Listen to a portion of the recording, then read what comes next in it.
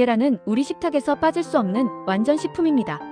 풍부한 단백질과 다양한 영양소로 건강에 이로운 점이 많지만 의외로 특정 음식과 함께 섭취했을 때 그 효능이 반감되거나 오히려 건강에 해로울 수 있다는 사실 알고 계셨나요? 오늘은 계란과 함께 먹으면 독이 될 수 있는 5가지 음식에 대해 단호하면서도 친근하게 그리고 귀에 쏙쏙 들어오게 설명해 드리겠습니다. 우리가 미처 몰랐던 계란 섭취의 비밀, 지금부터 함께 파헤쳐 봅시다. 계란 섭취 시 주의해야 할 첫 번째 음식은 바로 콩류입니다. 우리가 즐겨 마시는 두유, 고소한 콩국물, 건강식으로 알려진 생두부 등이 여기에 해당하죠. 콩에는 트립신 억제제라는 성분이 함유되어 있습니다. 이 트립신 억제제는 계란의 단백질 소화를 방해하고 우리 몸이 계란으로부터 영양소를 제대로 흡수하는 것을 저해할 수 있습니다. 이는 마치 소화 효소의 작용을 방해하는 자물쇠와 같은 역할을 하여 아무리 좋은 단백질이라도 우리 몸에서 제대로 활용되지 못하게 만드는 원리가 적용되는 것입니다. 특히 생두부에는 피트산이라는 성분도 많은데요. 이 피트산은 계란의 풍부한 철분과 칼슘의 흡수를 방해하는 치명적인 단점이 있습니다.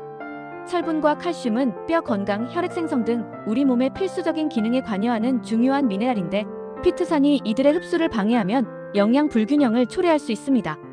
물론 콩과 계란을 아예 먹지 말라는 이야기는 아닙니다.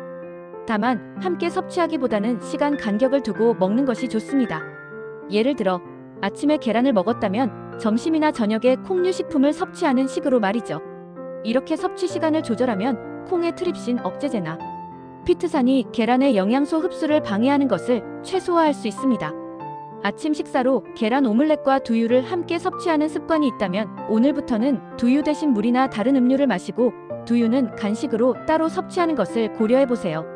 건강을 위해 챙겨 먹는 식품들이 오히려 독이 되지 않도록 현명한 섭취 습관을 들이는 것이 중요합니다. 작은 습관 변화가 큰 건강을 만들어낼 수 있습니다. 두 번째로 주의해야 할 음식은 달콤하고 맛있는 감입니다. 가을철 별미로 손꼽히는 감이 계란과 상극이라니 의아하게 생각하실 수도 있습니다. 하지만 이는 과학적으로 입증된 사실입니다. 감에는 타닌이라는 성분이 풍부하게 들어있습니다. 이 타닌 성분이 계란의 단백질과 만나면 문제가 발생합니다. 타닌과 단백질이 결합하면 소화가 어렵고 끈적한 응고물을 형성하게 되는데 심할 경우 이 응고물이 위에서 굳어져 위석이 생길 수도 있습니다. 위석은 단순히 소화 불량을 넘어 심각한 복통, 구토, 설사 그리고 심지어 위장 폐쇄까지 유발할 수 있는 위험한 상태입니다. 특히 감을 이용한 디저트나 가공식품을 섭취할 때는 더욱 주의해야 합니다.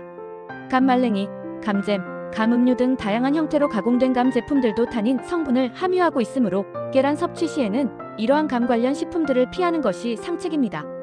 계란을 먹은 직후나 직전에 감을 먹는 것은 피하는 것이 좋습니다. 일반적으로는 최소 한두 시간의 간격을 두는 것이 안전하다고 알려져 있습니다. 건강한 식단을 위해서는 이처럼 음식 간의 궁합도 섬세하게 고려하는 지혜가 필요합니다. 보기 좋은 떡이 먹기도 좋다는 말처럼 맛있는 음식도 건강하게 먹어야 진정한 가치를 발휘합니다. 세 번째는 바로 설탕입니다. 계란 프라이를 할 때 설탕을 뿌리거나 계란찜에 단맛을 내기 위해 설탕을 넣는 경우가 종종 있습니다. 어떤 분들은 달걀말이에 설탕을 넣어 부드러움을 더하기도 합니다. 하지만 계란과 설탕의 조합은 우리 몸에 치명적인 영향을 줄 수 있습니다. 설탕은 인슐린 저항성을 높이고 혈당을 급격하게 상승시키는 주범입니다. 이는 우리 몸의 혈당 조절 시스템에 과부하를 주어 만성적인 염증 반응을 유발할 수 있습니다. 여기에 계란의 지방 성분이 더해지면 혈당 지수가 더욱 높아지고 체내 염증 반응이 가속화될 수 있습니다. 특히 혈액 내 당 수치가 비정상적으로 높아지면서 혈관벽에 손상을 입히고 이는 심혈관 질환의 위험을 증가시키는 요인이 됩니다. 장기적으로 이러한 식습관은 비만, 고지혈증, 심지어 당뇨병의 위험을 크게 증가시킬 수 있습니다. 만약 계란 요리에 단맛이 필요하다면 설탕 대신 스테비아, 대추청 또는 소량의 꿀과 같이 혈당에 덜 영향을 미치는 건강한 대체 감미료를 사용하는 것이 현명한 선택입니다. 꿀은 소량만 사용해도 충분한 단맛을 낼 수 있으며 스테비아나 대추청은 천연 유래의 단맛으로 혈당 스파이크를 최소화할 수 있습니다. 작은 습관의 변화가 우리의 건강을 크게 좌우할 수 있다는 사실을 잊지 마세요. 건강은 디테일에 있습니다. 네 번째로 조심해야 할 음식은 향긋한 차, 특히 녹차나 홍차와 같은 종류입니다. 식사 후 따뜻한 차 한 잔은 소화를 돕는다고 알려져 있지만 계란을 섭취한 후 바로 차를 마시는 것은 오히려 좋지 않은 영향을 줄 수 있습니다. 이는 우리가 흔히 알고 있는 상식과는 다를 수 있으므로 더욱 주목해야 합니다. 녹차와 홍차에는 타닌산이라는 성분이 풍부하게 함유되어 있습니다. 이 타닌산은 계란의 단백질과 결합하여 우리 장의 운동을 저해하고 변비를 유발할 수 있습니다. 장 운동이 원활하지 않으면 소화된 음식물이 장내에 오래 머물게 되어 불편함을 초래할 뿐만 아니라 장 건강에도 부정적인 영향을 미칠 수 있습니다. 또한 차의 타닌 성분은 계란의 풍부한 철분 흡수를 방해하는 역할도 합니다. 철분은 우리 몸의 필수적인 미네랄로 특히 빈혈 예방과 산소 운반에 중요한 역할을 합니다. 계란은 비교적 흡수율이 좋은 철분을 포함하고 있는데 차와 함께 섭취하면 그 흡수율이 현저히 떨어질 수 있습니다. 따라서 계란으로 철분을 보충하려 했다면 차 때문에 그 노력이 헛수고가 될 수도 있습니다. 계란 섭취 후에는 최소 1시간 정도의 간격을 두고 차를 마시는 것이 좋습니다. 이러한 작은 시간 조절만으로도 계란의 영양소를 온전히 흡수하고 소화 불편을 예방할 수 있습니다. 건강을 위한 현명한 선택은 늘 사소한 것에서 시작됩니다. 마지막 5번째로 주의해야 할 음식은 다소 광범위한데요. 바로 가공육과 약입니다. 먼저 베이컨이나 소시지와 같은 가공육은 계란과 함께 아침 식사 메뉴로 자주 등장합니다. 서양식 아침 식사의 전형적인 조합으로 인식되기도 합니다. 하지만 가공육은 나트륨 함량이 매우 높고 질산염, 인산염 등 각종 첨가물이 다량 함유되어 있어 건강에 이롭지 않습니다. 특히 계란과 함께 섭취할 경우 가공육의 과도한 지방과 염분은 소화 부담을 가중시키고 혈관 건강에도 좋지 않은 영향을 미칠 수 있습니다. 가공육에 포함된 일부 첨가물은 체내 염증 반응을 유발할 가능성도 있습니다. 또한 두부에 들어있는 트립신 저해제가 계란, 단백질 소화를 방해할 수 있다는 점도 다시 한번 상기할 필요가 있습니다. 생두부, 두부면, 두부부침 등 다양한 형태의 두부 제품을 계란과 함께 섭취할 때는 주의가 필요합니다. 다음은 약입니다. 계란처럼 단백질 함량이 높은 음식을 먹고 바로 약을 복용하는 것은 위장에 큰 부담을 줄 수 있습니다. 약 성분이 계란의 단백질과 상호작용하여 약의 흡수를 방해하거나 반대로 소화 과정에서 약효가 지나치게 발현되어 부작용을 일으킬 수도 있습니다.